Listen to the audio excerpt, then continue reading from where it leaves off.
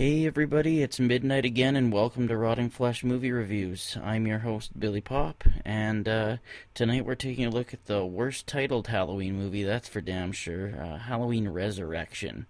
Yeah, Halloween Resurrection. Couldn't get more generic than that back then. Wasn't there already an Alien Resurrection? Yeah.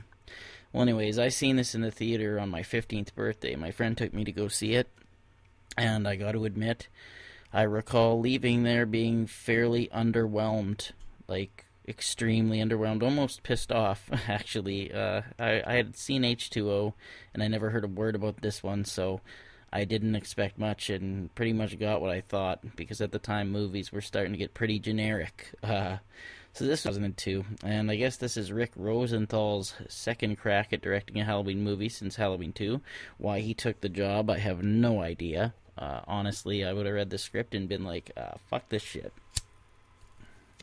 Our actors are Busta Rhymes, Tyra Banks, the kid from American Pie who bangs that hot blonde, girl who's trying to be Brittany Murphy but isn't. Brad Lorry is Michael Myers. I don't really know him, and nor do I care. And the main characters. I'm going to call them boy and girl because I don't remember their names. So we open to Laurie Strode in an insane asylum. So she's in an insane asylum now, I guess, after decapitating her brother. But no, wait, she didn't, because the producers decided when they made Halloween H2O, they already knew Michael wasn't going to die. So that perfect ending to that movie is totally destroyed, because Michael replaced his body with a paramedic's body. So she chopped off a paramedic's head and she couldn't live with herself. So now she's in an asylum. Michael, he has effortless strength. I gotta say, that's one thing about this character I've noticed, that he's so slow. Like, that guy can do chin-ups now, like crazy. Like in Halloween H2O, he descends from the ceiling behind Jamie Lee, and he does the exact same thing in this one, so I guess that's his new thing. But yeah, he ends up killing a couple security guards. Then Jamie Lee, or Laurie, makes a snare, or has a snare, and she snares him like a Wile E. Coyote cartoon. And she goes to take his mask off to make sure he's not a good person, and he of course kills her. And they took her out way too easy. I mean, it was clearly Jamie Lee didn't even want to do it, but she did it anyway. So Laurie's dead, so Michael's going on a whole new adventure for some reason. I don't know what happened to his sister being so important, but why did they bother with H2O? That's all I gotta say. Anyway, we'll say boy is chatting with a girl on the internet, and she's going on this show that Busta Rhymes hosts, where she's going to be spending a night with a group of people in Michael Myers' childhood home. First of all, okay, all these people show up, and you can tell it's a cramped space. There's way too many people in this area for this movie to even be effective. It's a very busy movie for a Halloween movie, which is supposed to be simple. Okay, so too many people. And not to mention the show that they're making looks boring as fuck. It's all laggy and just looks like a mess. Anyways, these kids, do their normal kid things. Some get high, some fuck, blah, blah, blah. The usual crap that they do in these movies, that they're just like, here's money. And yeah, you get a couple scenes where Busta Rhymes comes in dressed as Michael Myers and sees the real Michael Myers and then, tells him off and bops him in the head. And Michael just takes it and walks away. And I was like, that's okay. So that's the first time Busta Rhymes decides to disrespect Michael.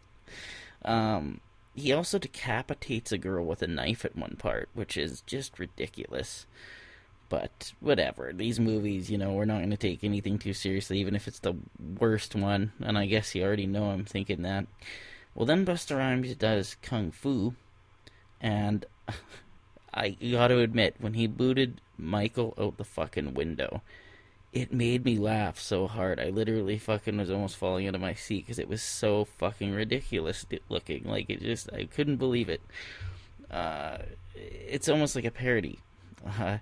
So anyways, whatever. There's more chasing. He's still alive, and this boy is talking to girl who's in the house, and he's telling her where Michael is because they're all watching it. He's at this party. I forgot to mention. Boy is at the party watching this internet show. I guess it's an internet show. And all these people at the party end up watching it with him, which is not something that would happen at any party I've ever been to. Ever. But, anyways, so he's telling her where Michael is, and basically Busta Rhymes, well, he does more kung fu, and then he electrocutes Michael Myers' dick. And then he burns to death. Again. The second movie Rick Rosenthal directed in the Halloween series, and he fucking burns him again.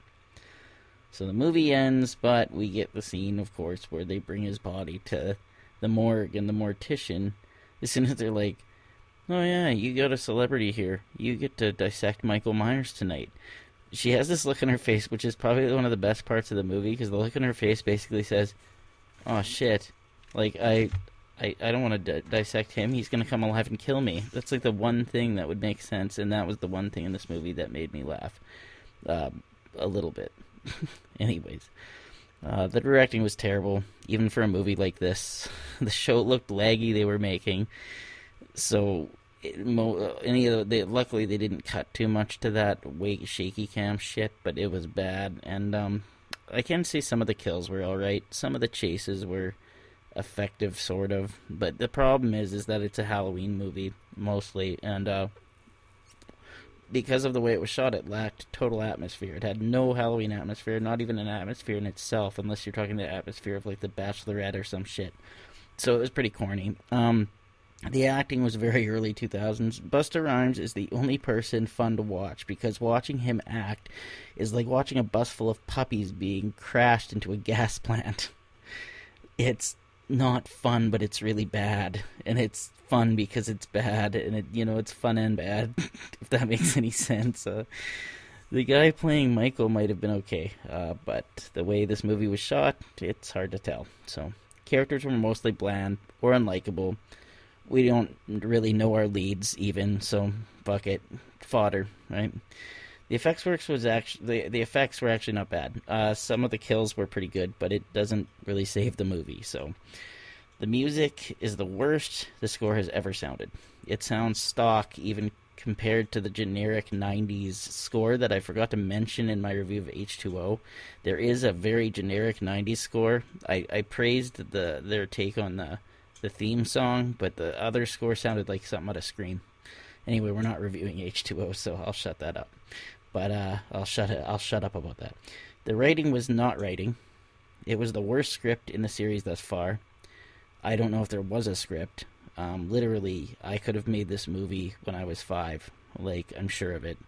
And that sounds rude, but I'm serious. Like, I know that I'm critiquing a film, a movie, I'm gonna call it, not a film. But this is just shit.